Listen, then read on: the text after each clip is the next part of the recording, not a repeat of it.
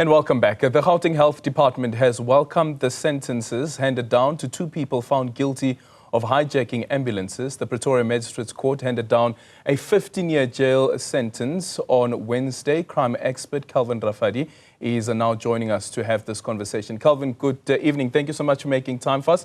What do you make of the sentence that has been handed down? Do you think that it is a deterrent? Good evening, Andrian, and to the Newzroom Afrika viewers. Yeah, indeed, we applaud the police together with the Department of Justice for handing out this particular sentence. And we hope that it will send a strong message because especially around Gauteng, there are so many hotspots whereby ambulances, personnel, and even some of the delivery trucks, including trucks that deliver furniture and bread, they are held at gunpoint because of this particular thugs.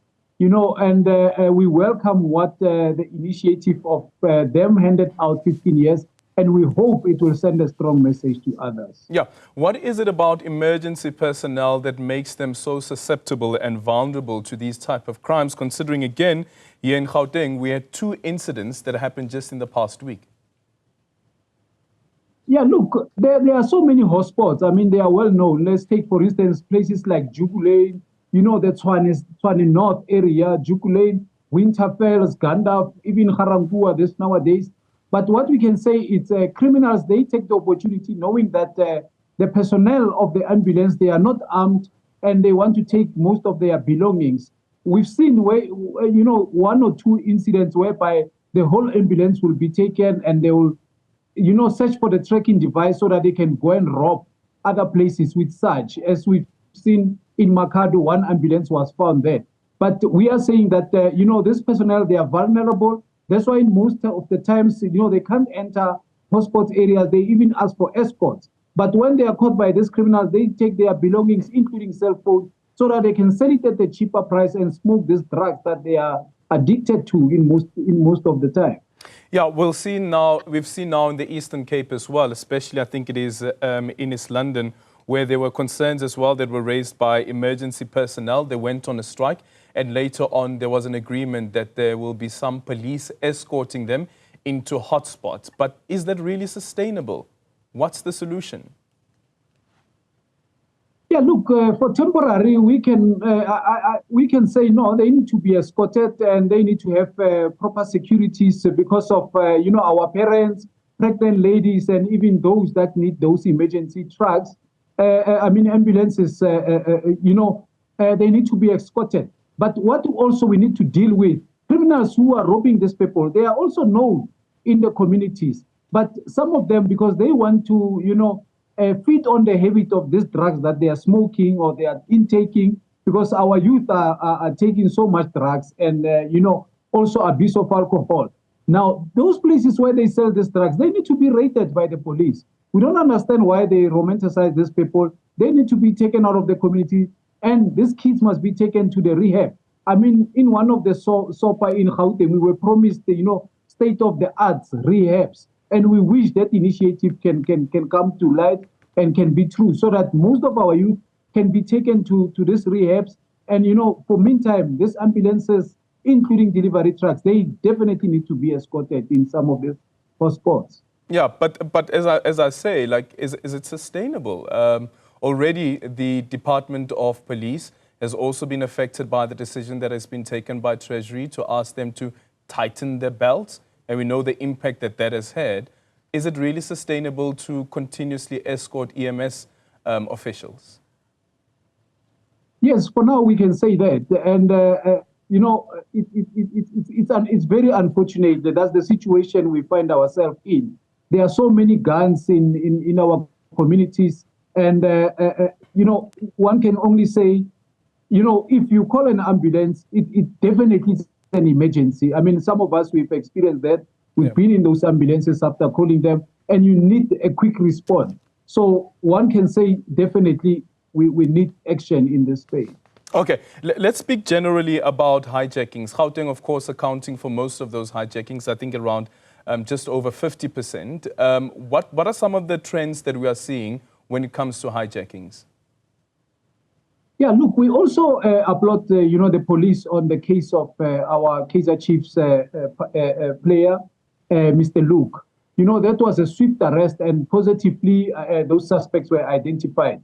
But we've realized that, in most incidents, we are told that if you are stopped or you have any suspicion of any cars that are following you, either stop at the nearest fueling station or the nearest police station. But we realize that nowadays, criminals are not even scared to go in, as far as to the fueling station and robbing people. And we've seen more trend of that. And also, we've seen more of these hijackings committed by the so-called blue light gangs. Now, that's why we urge our law enforcement, to change the scenario or the setup or the strategy of having unmarked vehicles stopping any motorist. Because of the criminals, they copy the same method. And, it has now become a problem where people are stopped with the blue lights and they are being hijacked. But again, in some of the shopping complexes, we've seen that, criminals, they are using technology such as key fobs, whereby they will park close to your vehicle. And if you are not aware that you have locked your vehicle, it can actually decode your key, especially on the keyless go, decode your key and also communicate with the computer box. Wait, Calvin, what do you mean decode your keys? Yes, what it does is it can actually communicate the key fob. What it does, as long as they parked at a certain distance, but it has to be like a few meters away, just close to your vehicle. As you switch off your vehicle, then the key fob, it will read the computer box and also decode your particular key.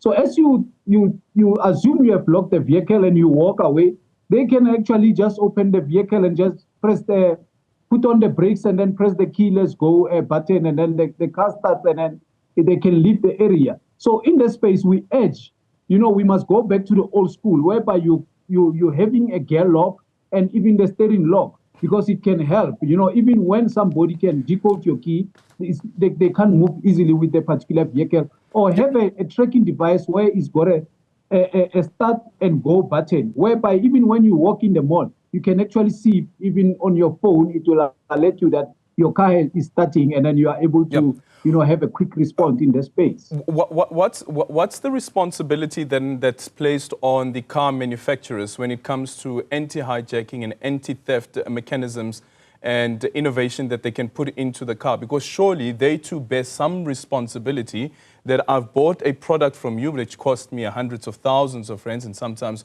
over millions. Surely you must have some sorts of technology that gives me some surety and guarantee that you have technology in place to prevent my car from being stolen. Yeah, at the moment, this system is still new, and they're still looking for ways. Let me put it that way. You get so many advices that your particular key you should have a particular wallet, whereby this particular key fob infrared cannot communicate with the key. But they are trying their best at the moment. But to be quite honest with you, criminals on this one, they are a step ahead. Yeah. That's why we urge some of our viewers to say, the gear locks, they work much better, because of even when somebody can start your vehicle, as long as manually you have locked your steering wheel, nobody can move the vehicle. So, in this space, the technology is still being outsourced, and it is still in consultation to see how they can tackle this particular problem. Oh, can you believe it, eh? Maybe we should put some bricks into the car as well. Thank you so much. That is a crime expert, Calvin Rafadi. So what are you doing to make sure that your car is not stolen?